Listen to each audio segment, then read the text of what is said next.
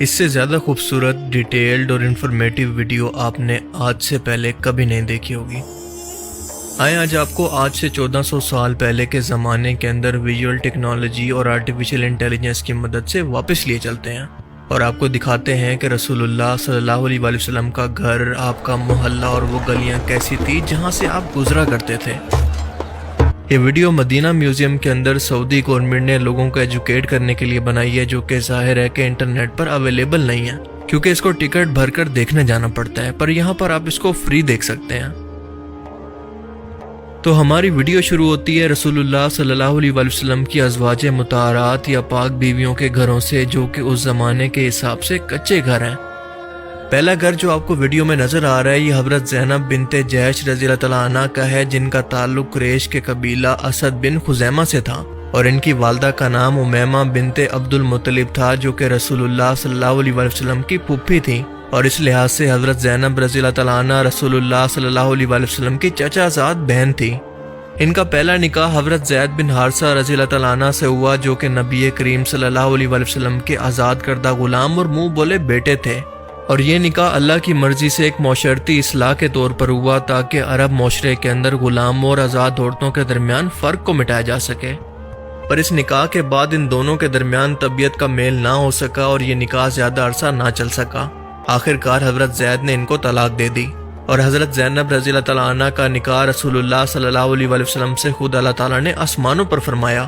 سورہ الاحزاب آیت 37 کے اندر اللہ فرماتا ہے کہ پھر جب زید نے اس سے تعلق ختم کر لیا تو ہم نے تمہارا نکاح اس سے کر دیا تاکہ مومنوں پر اپنے منہ بولے بیٹوں کی بیویوں کے بارے میں کوئی تنگی نہ رہے۔ اور رسول اللہ صلی اللہ علیہ وسلم سے نکاح کرنے کا مقصد یہ تھا کہ اللہ تعالیٰ نے اس رسم کو توڑ دیا کہ آپ کے منہ بولے بیٹے آپ کے حقیقی بیٹے نہیں بن سکتے،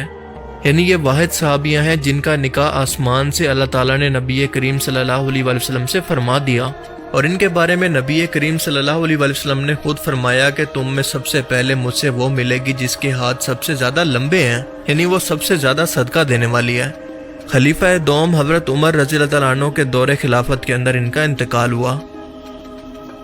اب ذرا اس سے آگے بڑھیں تو حضرت سلمہ رضی اللہ تعالیٰ عنہ کا گھر آتا ہے، جو کہ نبی کریم صلی اللہ علیہ وسلم کی نہایت عقل مند، باوقار اور عقل مند بیوی تھی، اور انہوں نے اسلام کے کئی اہم لمحات کے اندر رسول اللہ صلی اللہ علیہ وسلم کی مدد کی اور مشورے دیے۔ آپ سب لوگوں کو یقیناً صلح حدیبیہ کا مشہور واقعہ تو یاد ہوگا، جب 1400 صحابہ کرام احرام پہن کر عمرہ کے لیے مکہ مکرمہ پہنچے، لیکن مکہ کے سرداروں نے انکار کر دیا۔ تب آپ صلی اللہ علیہ وسلم نے مکہ کے مشرک سرداروں سے صلح حدیبیہ فرمائی، اور صلح کے بعد نبی کریم صلی اللہ علیہ وسلم نے اپنے صحابہ کو 3 بار حکم دیا کہ احرام کھول دو اور اپنی قربانی کر لو، لیکن کسی ایک شخص نے بھی آپ کی بات نہ مانی۔ یعنی صحابہ کرام اس صلح سے بہت ناراض تھے اور چاہتے تھے کہ آپ صلی اللہ علیہ وسلم اپنے اس فیصلے پر نظر ثانی کریں۔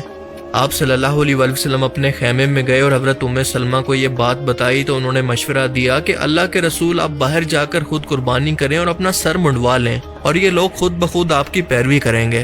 نبی کریم صلی اللہ علیہ وسلم نے ایسا ہی کیا، باہر آئے، قربانی کی، اپنا سر منڈوایا، اور یہ دیکھ کر تمام صحابہ کرام نے فوراً اس پر عمل کیا اور یہ معاملہ ختم ہو گیا۔ اور یہ حضرت سلمہ کی ذہانت کا بس ایک واقعہ ہے۔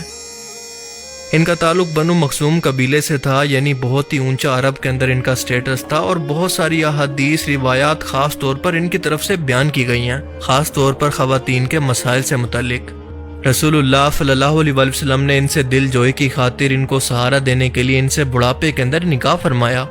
کیونکہ رسول اللہ صلی اللہ علیہ وسلم کی رسالت پر ایمان لانے کے بعد جب سلمہ اور ان کے شوہر حضرت ابو سلمہ مدینہ ہجرت کرنا چاہتے تھے تو ان کے قبیلے نے ان کے بیوی اور بچوں کو جدا کر دیا۔ اب ان کے شوہر تو مدینہ روانہ ہو گئے، لیکن ان کے بچے کو سسرال نے چھین لیا، اور سلمہ کو ان کے قبیلے نے وہیں پر روک لیا،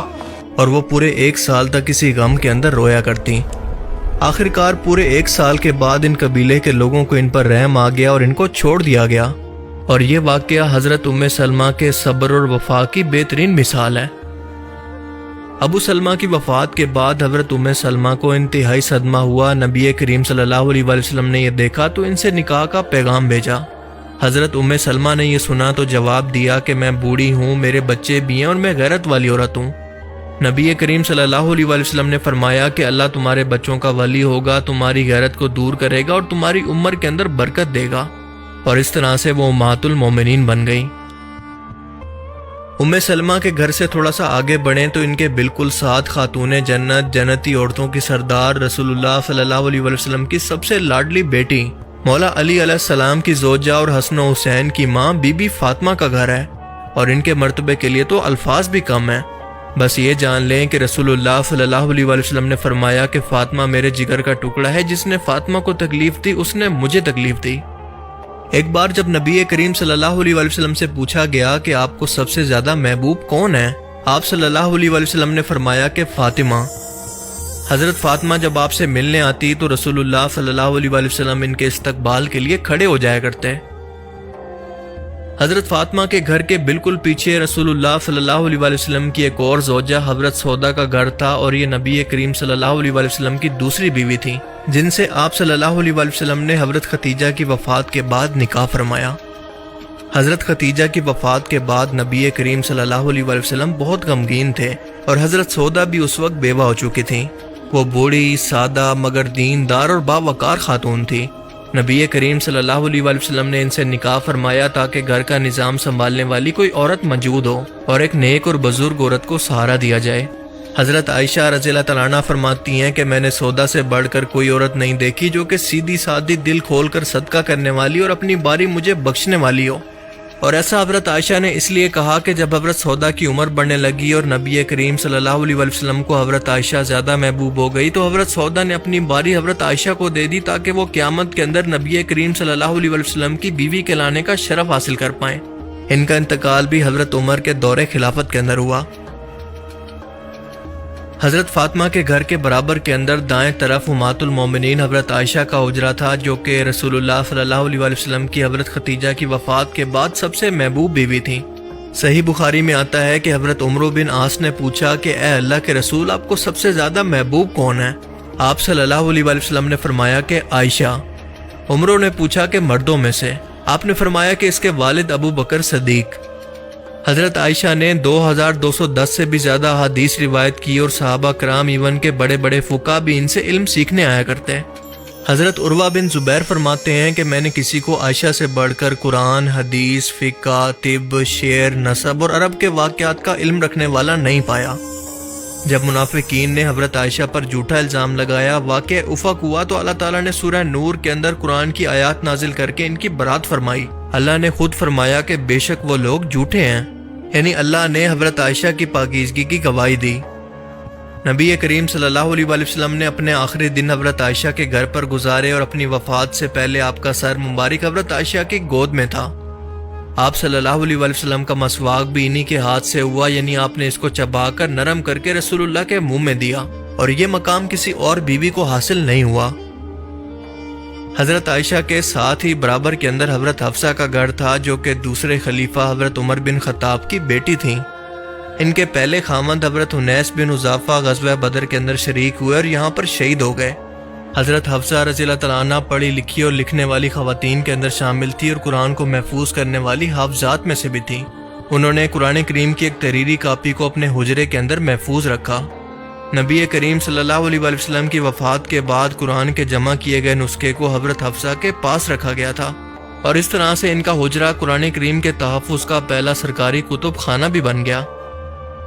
اب بڑھتے ہیں حضرت عائشہ کے حجرے کی طرف، جس کا 360 ویو آپ دیکھ سکتے ہیں۔ 5 بائی 6 میٹر لمبائی چوڑائی اور 2.5 میٹر اونچا، جس کے اندر آپ صلی اللہ علیہ وسلم کے آرام کے لیے بستر موجود تھا، ایک پانی کا مشکیزہ، ایک چراغ اور کچھ معمولی سامان تھا۔ یہی وہ مقام ہے جہاں پر نبی کریم صلی اللہ علیہ وسلم نے اپنی زندگی کے آخری دن گزارے، اور یہیں پر آپ کی وفات ہوئی، اور آج بھی آپ وہیں پر دفن ہیں۔ آج روضہ رسول اسی جگہ کے اوپر موجود ہے، کیونکہ انبیاء کرام کو وہیں پر دفن کیا جاتا ہے جہاں پر ان کا انتقال ہوتا ہے۔ حضرت عائشہ کے گھر کا مین دروازہ کھجور اور بانس سے بنا ہوا تھا، جبکہ گھر کچی مٹی اور پتھروں سے بنا ہوا تھا، اور اس کی چھت کھجور کی شاخوں، اون اور چمڑے سے ڈھکی ہوئی تھی، اور بارش کے اندر یہاں سے پانی ٹپکنے لگتا۔ حضرت عائشہ کے گھر سے جڑا ہوا ایک دروازہ مسجد نبوی کا دروازہ بھی تھا، اور یہ دروازہ جو آپ دیکھ رہے ہیں یہ وہی دروازہ ہے جو مسجد نبوی اور گھر میں آنے جانے کے لیے استعمال ہوتا۔ آئیں ذرا اب اس دروازے سے اندر داخل ہوتے ہیں، اور یہ تھا مسجد نبوی کا نقشہ آج سے 1400 سال پہلے۔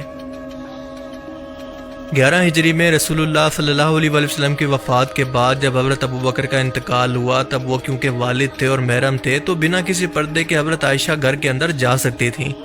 لیکن جب حضرت عمر کا انتقال ہوا تو وہ کیونکہ نامحرم تھے تو ایک پردے کے ذریعے دونوں قبروں کو ایک پردہ لگا کر الگ شناخت دی گئی، جیسا کہ آپ دیکھ سکتے ہیں کہ یہ ہے رسول اللہ صلی اللہ علیہ وسلم کی قبر مبارک اور یہ ہے حضرت عائشہ کے والد حضرت ابو بکر صدیق کی اور خلیفہ دوم حضرت عمر کی۔ اب رسول پاک صلی اللہ علیہ وسلم کی قبر کو الگ کرنے کا مقصد یہ تھا کہ لوگ رسول اللہ کی قبر کی زیارت کر سکیں اور یہاں پر آ کر سلام عرض کر سکیں۔ اور آپ کو بتاتا چلوں کہ اسی حجرے کے اندر ایک چوتھی قبر کی جگہ بھی موجود ہے جو کہ حضرت عیسیٰ علیہ السلام کے لیے مخصوص ہے کہ جب وہ واپس آئیں گے تو اسی جگہ پر دفن ہوں گے۔ سال 92 ہجری کے اندر ولید بن عبد المالک نے مسجد نبوی کی توسیع کروائی تو حضرت عائشہ کا حجرہ بھی مسجد کے اندر شامل ہو گیا تاکہ لوگ آسانی سے روضہ رسول کی زیارت کر سکیں، اور اسی ٹائم کے اندر حجرے کے گرد ایک دیوار تعمیر کی گئی اور اس دیوار کو 5 کونوں والی دیوار بنایا گیا تاکہ قبر کی طرف کوئی بھی شخص آ کر سجدہ نہ کر سکے۔ اب اس کا مطلب یہ ہے کہ اس ٹائم کے اندر بھی قبر پرست مسلمان موجود تھے جن کو روکا گیا۔ اب اس کے بعد کئی صدیوں تک آنے والے بادشاہوں نے قبر مبارک کو محفوظ رکھنے کے لیے متعدد دیواریں بنائی، پردے لگائے، لکڑی اور پتھر کی دیواریں تعمیر کروائی، جس کا مقصد یہ تھا کہ لوگوں کو کسی بھی طرح کی شرکی ایکٹیویٹی سے روکا جائے، ان قبروں کی شناخت باقی رہے اور لوگ قبروں کو معبود نہ بنا لیں، اور اسی وجہ سے زائرین کے لیے باہر سے ہی سلام کی اجازت رکھی گئی۔